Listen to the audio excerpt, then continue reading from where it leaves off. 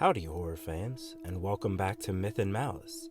Today, we're wandering into the home of America's most haunted forest, aptly named the Dark Entry Forest. So, sit back, take a seat, grab some popcorn, and get comfortable as we take a walk through Dudleytown, Connecticut. Have you ever felt that prickle on the back of your neck?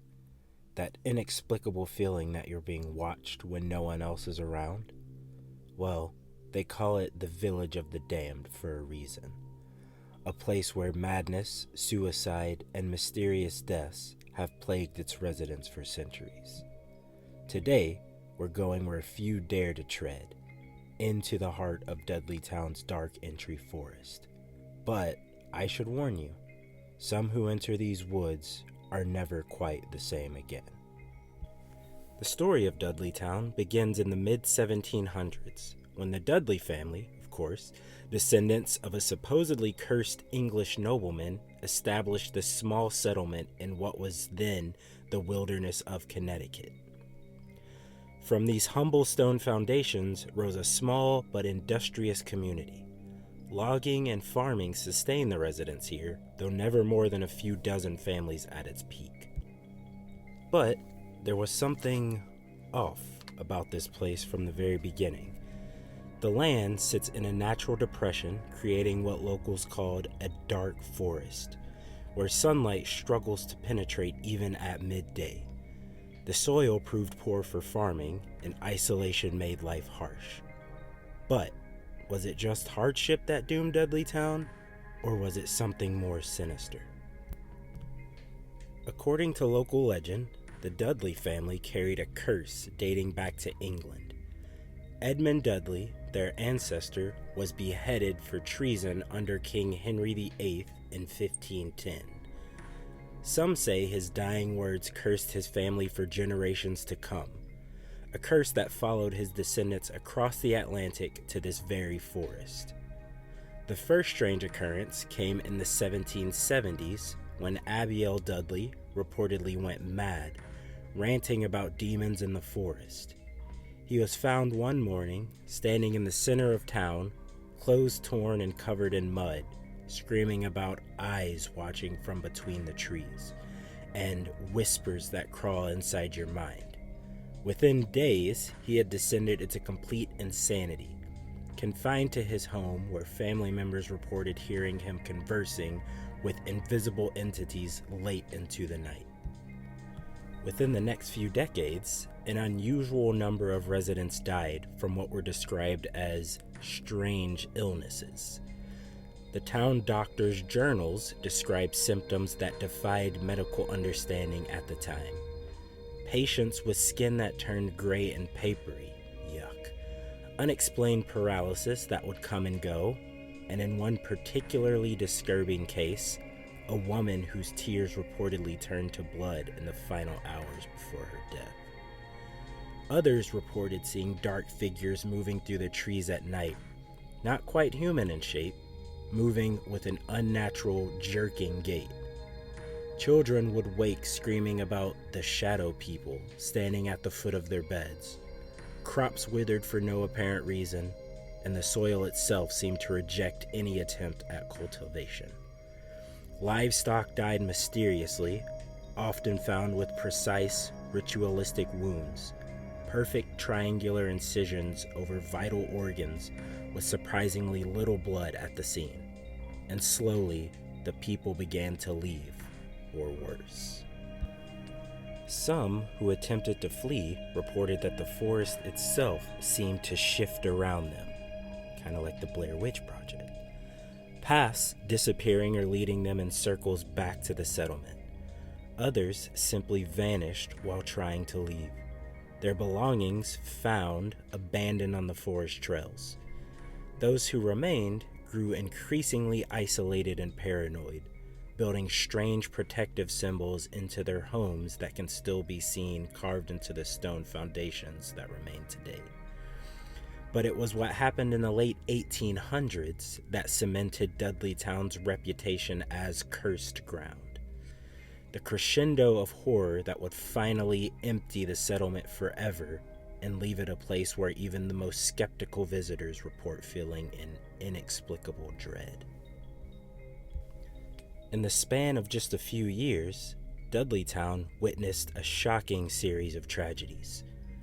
John Brophy, a prominent resident, lost his wife to what was called madness. A lot of that going around. Witnesses described her screaming about things crawling beneath her skin for days before she died. She tore at her arms and face with her fingernails, leaving deep gouges that seemed to heal unnaturally quickly, only for her to tear them open again, insisting that something was moving underneath. The local doctor sedated her repeatedly, but even in unconsciousness, her body would twitch and convulse as if something was indeed moving within her.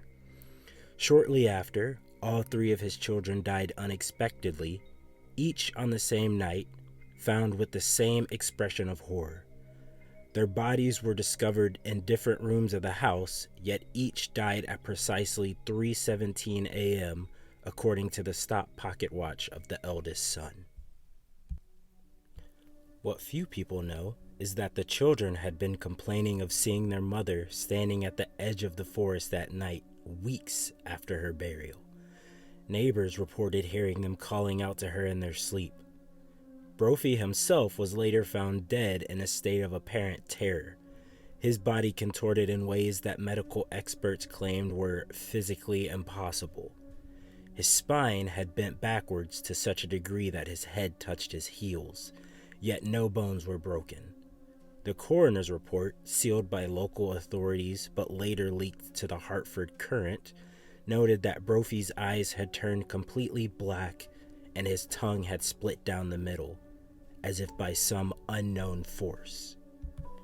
Then there was Mary Cheney, who allegedly committed suicide after reporting strange voices calling to her from the forest. Neighbors often saw her standing at the edge of her property, staring into the trees for hours without moving. Her diary, discovered years later, contained increasingly disturbed entries describing visitors who would stand at the foot of her bed each night. "They smell of wet earth and decay," she wrote. "They speak without moving their lips, and their eyes reflect light like animals in the dark."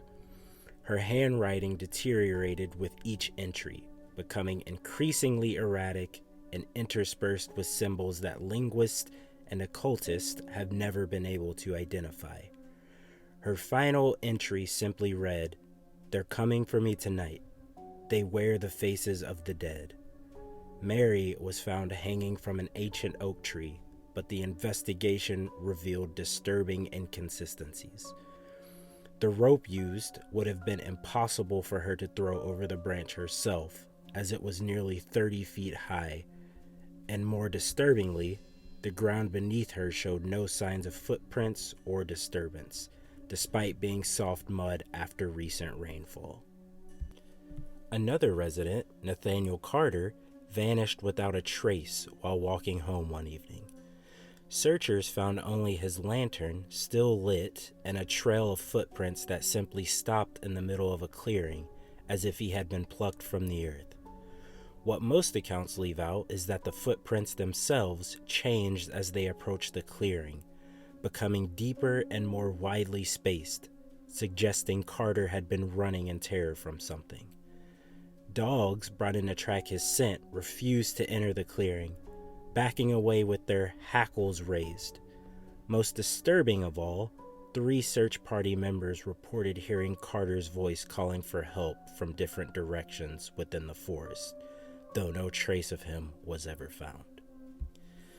The final resident of Dudleytown, a Dr. William Clark, left his wife alone in their home while on business. A respected physician who had scoffed at the local superstitions, Clark had insisted on staying in Dudleytown despite the exodus of his neighbors. Upon his return, he found his wife in a catatonic state, claiming to have been visited by demonic forces from the woods. According to local records, her hair had turned completely white overnight, and she spoke in languages she had never studied. Scholars later identified fragments of ancient Sumerian in what appeared to be reverse Latin in transcripts of her ravings. She described entities that emerged from the spaces between the trees where the darkness is thicker than it should be. Clark documented her condition meticulously, his medical notes revealing that her body temperature had dropped to just above freezing, though she showed no signs of hypothermia. She died 3 days later, the coroner noting strange symbols carved into her skin that matched markings found on trees throughout the forest. Symbols that appeared to have been carved from the inside out. By 1900, Dudleytown was completely abandoned, left to be reclaimed by the very forest that seems to have rejected human presence. The local authorities, alarmed by the volume of tragedies, declared the area unsafe for habitation. Land records show that several attempts to resell the properties failed when prospective buyers experienced inexplicable feelings of dread upon visiting the site. Church records from nearby Cornwall indicate that local clergy refused to conduct services in the area after 1899, citing an inversion of the natural order and a palpable absence of divine grace within the settlement's boundaries. Today, Dudleytown sits on private land. The Dark Entry Forest Association owns the property and strictly prohibits visitors, not just to protect the natural historic ruins, but some say to protect people from what lingers here. Despite the restrictions, paranormal investigators and thrill seekers have reported numerous disturbing experiences, including disembodied voices that whisper names, your name, directly into your ear, electronic equipment that fails inexplicably, often capturing distorted images of figures that weren't visible to the naked eye, unexplained cold spots even on summer days, and perhaps most disturbing, a sense of being followed by something that's never quite visible, but always just at the edge of your peripheral vision. Some visitors have reported overwhelming feelings of dread or depression that linger for days after leaving.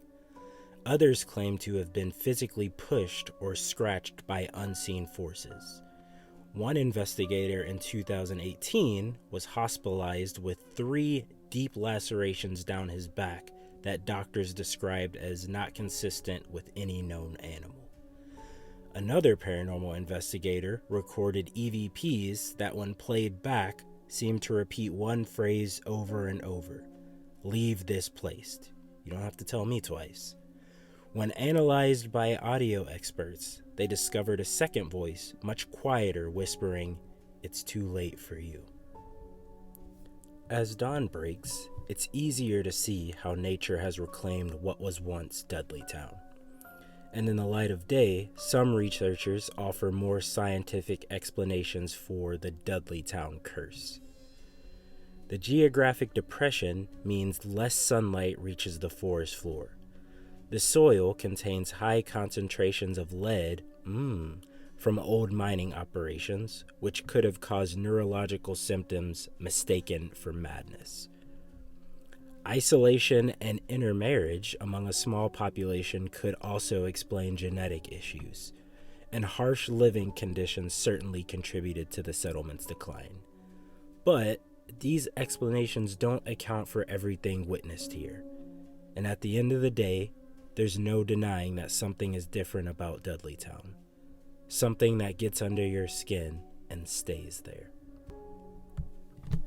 Whether cursed by supernatural forces or simply a victim of harsh geography and bad luck, Dudleytown remains one of America's most enigmatic abandoned places.